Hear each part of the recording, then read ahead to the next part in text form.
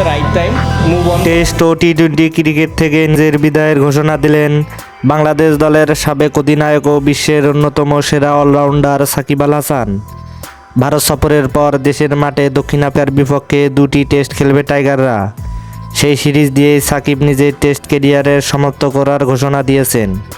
এদিকে ম্যাচে বাংলাদেশের হয়ে নিজের শেষ ম্যাচ খেলে ফেলেছেন বলে জানিয়েছেন এই কিংবদন্তি ক্রিকেটার।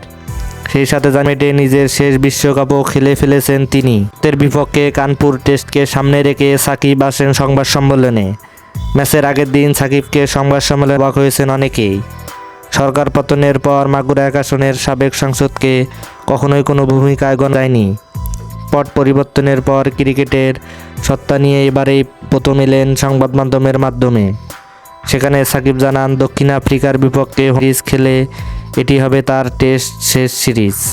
দক্ষিণ আফ্রিকা সিরিজ চট্টগ্রাম ও মিরপুরে অনুষ্ঠিত হওয়ার কথা। সেক্ষেত্রে মিরপুরেই নিজের শেষ টেস্ট জানিয়েছেন সাকিব আল হাসান। দর্শক, সাকিব আল হাসানের এমন বিদায়কে আপনি কী চোখে দেখছেন?